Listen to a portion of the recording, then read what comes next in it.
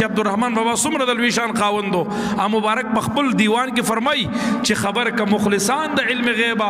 دا همه واړه الهام دی د اخلاص مخلصان هغه انبیاء علیهم السلام دا نیکان پاکان یادوي دغه خلک چې الله تعالی د علم غیب خبري علم غیب ورته ورکوي دا د هغې د اخلاص برکت دی چې هغې الله تعالی ته ډېر مخلص دی په هر عمل کې د هغې صرف اخلاص دی بل څه د هغې په عمل کې نشته للهیت دی د هغې اصلاح د نیت هم شوي د مرادان دي د هغې عمل سوا د اخلاص نه بل څه نه وي د دغه اخلاص د وجې نه الله تعالی انبیاء علیهم السلام ته علم د غیب ورکوي دا زه نه ویم دا لوی عارف او لوی ولی د خدای تعالی عبدالرحمن بابا رحمه الله ویلي زما سره به دې ورانئ زما د ورورو یا زما د استاد سره به دې ورانئ زما د دې نسبت او زما د پیر صاحب محترم سره به دې ورانئ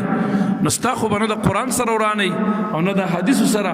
او نه د اولیاء سره او نه د مفسرینو سره او نه د رحمان بابا سره نو ته ولې په هغې د شرک ټاپې لګې ظالمه چې دا بعضې ځان ته به وایي زه دیوبندي یم او چې څوک نبي علیه السلام ته علم غیب ثابتوي وي دا مشرک دی زه به د دیوبند په کتابونو کې هم درته وښایم چې په هغې کې هم دا راغلی چې نبي علیه السلام مبارک ته علم غیب شته علم غیب جزئی لري هغې په اطلاق د علم غیب کړی دی په فتاوی دارالعلوم دیوبند کې او په خود په هغې کې هم شته دی چې د نبي علیه السلام په علم باندې اطلاق د علم غیب کېږي او دا بېدینه راپاسي بیا وایي نه که چا ورته علم غیب وویلی وي دا سړی مشرک دی او دا سړی کافر دی او غیب صرف الله ته ټیک ده که نه د غیب و علم الله ته دی دا زموږ ایمان دی خو د الله تبارک وتعالی په خپله په قرآن کې فرمایي چې زه په خپله باندې علم د غیب یو رسول له ورکوم ما مخکې آیات درته ویلو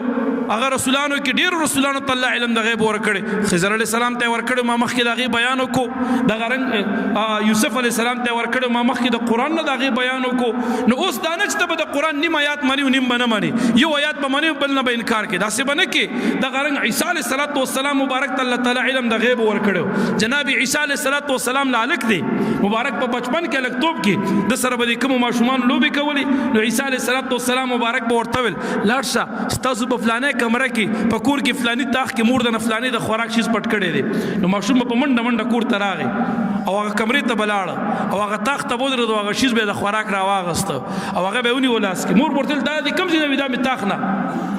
دا ته چا ویلو وي تا ته خو ما ویل چې مور ما ته راکړه نو تا ما ته ویل چې نشته دی ختم شوی دی دا څه دی پیدا شو وي تا ته داسې چا وخیلو وي دا ما ته عیسی علیه السلام قسم دی مفسرین وایي بیا به د خلکو خپل بچي منع کول چې عیسی علیه السلام سره مه کښېنئ دی خو زموږ رازونه درته ښکاره کوي په کور کې د خوراک شیزونه په کور کې هم د پیسې پټې کړي یو شیزه مې ښودی وي هم درته ښیي عیسی علیه الصلاة والسلام ته الله د علم ورکړی قرآن وایي زه خو نه ویم خضر علیه السلام ته الله د علم ورکړی نبي علیه السلام ته الله د علم ورکړی ډېرو انبیا علیهم السلام ته الله تعالی علم د غیب ورکړی دی او قرآن عظیم الشان وایي خو دغه علم غیب کې دی مستقل نه وي دغه علم غیب د کلي نه وي دا استمراري نه وي دا علم محیط نه دی دا علم ذاتي نه دی دا علم عطوي دی دا جزئی دی دا علم غیب اجمالی دی دا علم غیب د دوی مبارکانو چې دی د احادیثونو او د روایتونو دغه ثابت ده چې دا علم غیب د دوی مبارکانو علم محیط نه دی علم محیط هغه د الله تعالی علم دی علم استمراري د الله تعالی علم دی د دې مبارکانو د علم